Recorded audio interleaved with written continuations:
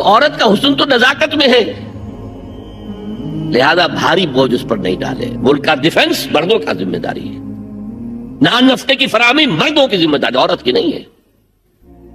عورت کا کام ہے گھر میں رہے، شوہر کے لیے اچھا ماحول پیدا کرے. اب اگر دن بھر 8 گھنٹے عورت بھی کام کر کے آئی ہے، کسی باس نے بھی جھڑک دیا ہوگا، کچھ اور ہوگا، تھکی تھکائی اور طبیعت تقدر لے کر آئی ہے، مرد کا بھی یہی حشر ہے، گھر میں جائیں گے تو کیا ہوگا؟ لڑیں گے. لیکن گھر میں رہی ہو عورت، پھر بچے آ جاتے ہیں، 1 بجے آ گئے، ماں باپ دونوں آئیں گے شام کو 6 بجے 7 بجے 8 بجے. بڑے بڑے شہروں میں تو وہاں پر 2 گھنٹے تو لگتے ہیں گھر پہنچنے میں. یہ بچے کیا کریں گے؟ کس قسم کے تجربات کریں گے؟ یہ سارا بیڑا غرق ہو رہا ہے. عورت کے ذمہ نہیں ہے کام کرنا. کہتے ہیں مجبوری ہے. آپ اپنے سٹینڈرڈ آف لیونگ کو بڑھاتے جائیے بڑھاتے جائیے بڑھاتے جائیے، دونوں کی سر توڑ محنت کے باوجود آپ کا جو ہے تقاضا پورا نہیں ہوگا، اور اسی کو سکیڑ لیجئے. کمانا شوہر کا کام ہے، بیوی کا نہیں. اس کو اقبال نے کہا ہے کہ اسلام کا معاشرتی نظام 2 حصوں پر مشتمل ہے. حافظ ناموس زن، ایک تو عورت کی عصمت و عفت کی حفاظت. مرد آزما، مرد کے اوپر چیلنج ہے، بھاری بوجھ تمہیں اٹھانے ہیں. مرد آزما مرد آفرین، بھاری کام سارے مردوں کے لیے ہے. عورت گھر میں رہے. اور آج بھی امریکہ میں جو سٹیٹ مومز کہلاتی ہیں، وہ مائیں جو گھروں میں رہتی ہیں، ان کا بہت بڑا ان کا مقام ہوتا ہے، ان کے بچوں کی تربیت جو ہو سکتی ہے. اور سب سے زیادہ مظلوم وہاں پر عورت ہے. مجھے بتایا جاتا ہے کہ جب سردی برف پڑ رہی ہوتی ہے تب بھی سب سے پہلے سڑکوں پر آپ کو عورتیں نظر آئیں گی. مرد 1 گھنٹے بعد گھر سے نکلے گا، کیونکہ اس عورت نے کہیں اپنے بچے کو کسی بیبی سیٹر کے پاس، چلڈرن کیئر کے پاس بھیجے گی، پہنچائے گی، پھر اپنے آفس جائے گی. شام کو آفس سے نکلے گی، وہاں سے بچے کو لگی، پھر گھر آئے گی. مظلوم ترین عورت ہے وہاں پر. دونوں بوجھ ڈالتی ہے اس پر، حمل بھی وہ اٹھائے، ولادت کی سختی بھی سہے، اور معاش کا بوجھ بھی ڈالو اس پر. واقعہ یہ ہے کہ آج کی عورت انتہائی مظلوم عورت ہے. ایک تو اسے کھلونا بنا لیا. عجیب حیرت ہوتی ہے مغربی تہذیب کو کیا ہوا ہے. عورت ننگی، مرد پورا لباس پہنے ہوئے، پینٹ بھی ہے اور کوٹ بھی ہے اور سوٹ پورا ہے اور ٹائی بھی ہے، اور عورت ننگی ہے. اور شدید ترین سردی کے اندر ٹانگیں ننگی ہیں اس کی. یہ اسلام کا معاشرتی نظام اس کو کسی صورت گوارا نہیں کرتا. طلاق کے معاملے میں یہی فرق رکھا. مرد دے سکتا ہے طلاق، عورت لے سکتی ہے، دے نہیں سکتی. لے گی تو خلا کہلائے گی، یا عدالت میں جا کر ثابت کرے، یا یہ کہ کوئی ایلڈرز آف دی فیملی ہو وہ درمیان میں آئے اور عورت کہے کہ میرا اس کے ساتھ نباہ نہیں ہو سکتا. خود طلاق نہیں دے سکتی، کیونکہ عورت کے اوپر جذباتی طور پر ہر مہینے میں چند دن ایسے آتے ہیں جو چڑچڑی ہوتی ہے. اس چڑچڑے پر میں وہ کچھ بھی کر بیٹھے. اسے طلاق کا حق نہیں دیا. مرد کو حق حاصل ہے. ہاں اگر نہ حق طلاق دے گا اللہ کے یہاں پکڑا جائے گا. یہ بات جو ہے مرد اور عورت کو برابر کے طلاق کے حقوق، یہ بھی خاندان کی جڑ کھودنے کے مترادف.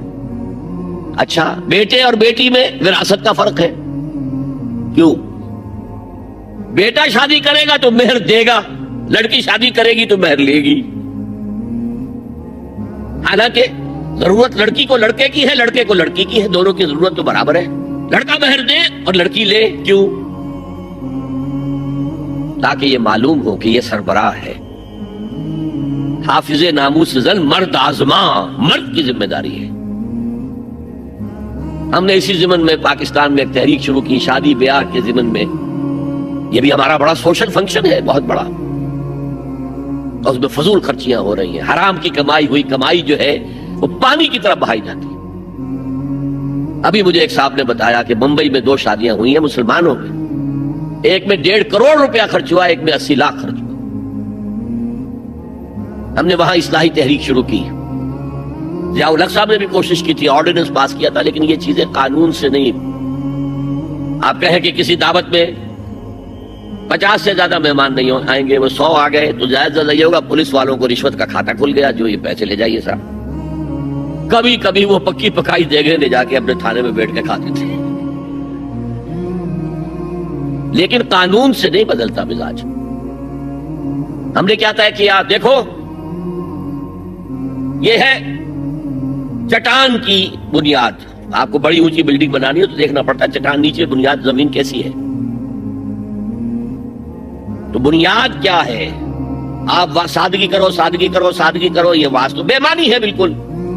اس لیے کہ غریب کی سادگی کچھ اور ہے، امیر کی سادگی کچھ اور ہے. سادگی کے ایک معنی تو نہیں ہے. لہذا کوئی جو ہے راک فاؤنڈیشن وہ تلاش کی جائے. وہ ہم نے کی تلاش. جو تقریب حضور سے صحابہ سے ثابت ہے ضرور کرو ضرور کرو ضرور کرو. عبدو علیہا بالنواجذ، اپنے دانتوں سے پکڑ لو اس کو. اور جو تقریب ثابت نہیں حضور سے اور صحابہ سے، یقیناً یہ کہیں باہر سے آئی ہے. یا تو ہمارا خاندانی پس منظر جو ہے، اکثر تو ہندوؤں سے مسلمان ہوئے، وہ سادات ہوں، صدیقی ہوں، فاروقی ہوں، عثمانی ہوں، وہی ہے نا جو باہر سے آئے تھے. باقی تو اکثریت یہیں سے. وہ اپنا ہندوانہ پس منظر لے کر آئے. تو جس کا ثبوت صحابہ کے دور میں نہیں، وہ یقیناً باہر سے آئی ہوئی چیز ہے. اس میں پھر سادگی نہیں، اس میں کمی نہیں، جڑ سے کاٹو اس کو. اس بنیاد پر ہم نے 5 فیصلے کیے، ذرا سن لیجئے آپ بھی. اگر آپ کوئی سوشل ورک کرنا چاہیں اس کو عام کریں. نمبر 1، نکاح مسجد میں. حدیث موجود ہے ترمذی شریف کی روایت، اعلنوا ھذا النکاح وجعلوہ فی المساجد. نکاح کا اعلان عام کیا کرو، مسجدوں میں منعقد کیا کرو. میں حیران ہوتا ہوں کیوں نہیں علماء کرام نے اس کی طرف توجہ دلائی. حدیث ہے. ہاں میں مانتا ہوں ان کا کہنا یہ ہے کہ یہ یہاں جو امر ہے کہ مسجد میں منعقد کرو، یہ امر وجوب کے لیے نہیں ہے، استحباب کے لیے. مستحب ہے یہ کہ مسجد میں. تو بھائی مستحب کیوں چھوڑ رہے ہو؟ وہ اس لیے چھوڑنا پڑتا ہے، مولوی بیچارے کی حیثیت ہے ہی نہیں معاشرے میں کہ وہ کہے جناب یہاں آئیے میرے پاس، میں نہیں آؤں گا آپ کے گھر نکاح پڑھانے کے لیے. وہ اپنا رجسٹر بغل میں دبائے بیٹھا سوکھتا رہتا ہے. وہ تو آنی تھی بارات عصر کے وقت، مغرب بھی جا رہی، آئی نہیں، وہ بیٹھا غریب. پہلے 20-30 روپے ملتے تھے، اب 200 300 400 ملتے ہیں. اور کیا ہے؟ میں نے انہیں یاد دلایا دیکھو شرم کرو. عیسائیوں نے آج تک اپنے چرچ کی اور اپنے پادری کی عزت یہ رکھی ہے کہ شہزادے اور شہزادی کی شادی ہوگی وہ بھی پادری چرچ میں آئیں گے. شہزادے کی شادی ہو رہی ہے تو جو ان کی پارلیمنٹ کے ساتھ ہے چرچ، وہاں شادی ہوگی. وہاں پردہ نہیں ہے، لڑکا لڑکی دونوں آمنے سامنے کھڑے ہو کر قول و قرار کریں گے. ہمارے ہاں پردہ ہے تو اس لیے لڑکی کے گھر بھی جائیں گے تو لڑکی تو محفل میں نہیں آئے گی. لڑکی کا ایک وکیل ہوگا، وہ وکیل اجازت لے کر آئے گا، 2 اس کے گواہ ہوں گے، اس کے سامنے اجازت لی گئی، پھر وہ نکاح خاں کو اجازت دیں گے، وہ نکاح پڑھا دیں گے. پہلی بات یہ ہو گئی کہ نکاح مسجد میں. نمبر 2، نکاح کے موقع پر کوئی دعوت کام نہیں، کوئی ثابت نہیں. دعوت کام صرف ایک ہے، وہ ولیمہ ہے. اور اس قدر معقول بات ہے، سب باپ اپنے سینوں پر ہاتھ رکھ کر سوچیں اور میری بات سنیں. کیا بیٹی کو گھر سے رخصت کرنے کا وقت جو ہے وہ خوشی کا وقت ہوتا ہے؟ جب بیٹی گھر سے جا رہی ہو، کوئی جانور بھی آپ قربانی کے لیے کوئی مینڈھا کو بکرا لے آئیں 8-10 دن پہلے اور بچے مانوس ہو جائیں تو وہ جب آپ ذبح کرتے ہیں تو پچھاڑے کھاتے ہیں کہ نہیں بچے؟ اور یہ لخت جگر ہے، نور چشم ہے، 18 20 22 برس گھر میں رہی ہے، وہ جا رہی ہے. خوشی نہیں ہے وہاں، صرف یہ ہوتا ہے اے سائی آف ریلیف. ایک ذمہ داری کا بوجھ تھا، اللہ نے آج پورا کرا دیا، اتروا دیا بوجھ. پھر بھی اندیشہ ہوتا ہے، پتہ نہیں مزاج ملے نہ ملے، نئے ماحول میں جا رہی ہے، وہاں جا کر ایڈجسٹ ہو یا نہ ہو، اندیشے پھر بھی ہوتے ہیں. تو ان سے مرغ پلاؤ کھانا اور متنجن کھانا کوئی معقول بات نہیں ہے. معقول بات کیا ہے؟ لڑکا اس کا گھر آباد ہوا وہ ولیمہ کرے، اس پر باقاعدہ حدیث اولبو ولو بشاتن، ولیمہ ضرور کرو چاہے ایک ہی بکری ہو تمہارے پاس، ذبح کرو، کاٹو، کھلاؤ گوشت. اب اپنے دوستوں کو، احباب کو. یہاں تک کہا کہ بئس طعام الولیمہ، برا کھانا ہے ولیمے کا کہ اس میں غریبوں کو نہیں بلایا جاتا. ظاہر بات ہے مسلی کھلانے کے لیے تو ولیمہ نہیں ہوتا، اپنے احباب کو، دوستوں کو بلایا جاتا. پھر بھی میں تم سے کہتا ہوں کہ جسے ولیمے کے لیے بلایا جائے وہ اگر نہیں جائے گا تو اللہ اور اس کے رسول کے حکم کی نافرمانی کرے. تو جس رسول نے اتنی تفصیل سے حکم دیا وہ ایک دعوت کا، وہ دوسری دعوت میں بھی خیر ہوتا نہ بیان کرتا. جب نکاح مسجد میں اور کوئی دعوت طعام نہیں تو بارات کا تصور خلاص. بارات کس بلا کا نام ہے؟ قرآن میں تو کوئی ذکر ہی نہیں، عربی میں یہ لفظ ہی نہیں. اجتماعی طرفین مسجد میں ہوا، نکاح ہوا. لڑکی کو، حضرت فاطمہ کو رضی اللہ تعالی عنہا، کچھ خواتین جا کر چھوڑ آئی تھی اس حجرے میں جو ایک انصاری صحابی نے حضرت علی کو دیا تھا. ان کا تو کوئی گھر بھی نہیں تھا. کوئی حضرت علی آئے ہوں اور آ کر وداع کرا کے لے کے گئے ہوں. چوتھی چیز، جہیز کا کوئی تصور اسلام میں نہیں. خالص ہندوانہ رسم، خالص ہندوانہ رسم، خالص ہندوانہ رسم. ہندوؤں میں کیوں ہے؟ وہ اس لیے ہے، معقول بات ہے کہ لڑکی کا وراثت میں کوئی حصہ ہی نہیں. وہ تو جب گھر سے نکل رہی ہے وہ دے دلا کے رخصت کر دو. دان دہیج یہ خیرات ہے، لڑکی کا حق کوئی نہیں ہے گھر پر. اسلام میں تو لڑکی وارث ہے. والد فوت ہوں گے وراثت تقسیم ہوگی، والدہ فوت ہوگی کوئی ان کی ہے ملکیت وہ تقسیم ہوگی. شادی کے موقع پر کوئی جہیز اسلام میں نہیں، قطعاً نہیں.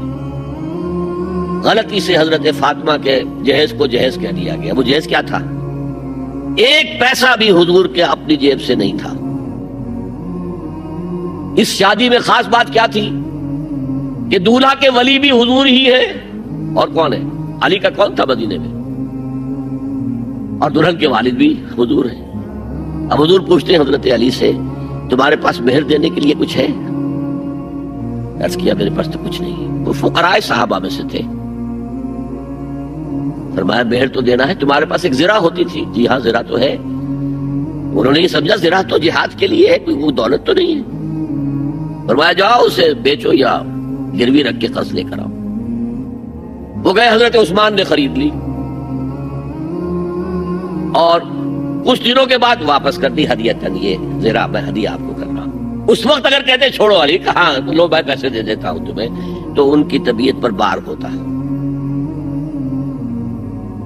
اس پیسے سے حضور نے کچھ پیسے گھر بھیجے اندر، دلہن کو ذرا تیار کر دو. اور کچھ پیسوں سے وہ ایک گدا جس میں کھجور کی کھال بھری ہوئی تھی اور 2 تکیے جس میں کھجور کی کھال بھری ہوئی تھی. ایک مشکیزہ، کنویں سے پانی تو لانا ہی ہے نا. ایک چکی، جو ہو یا گیہوں ہو پیسنا تو ہے نا. کوئی 1-2 برتن اور. اللہ اللہ خیر صلی اللہ، یہ تھا جسے جہیز کہتے ہیں.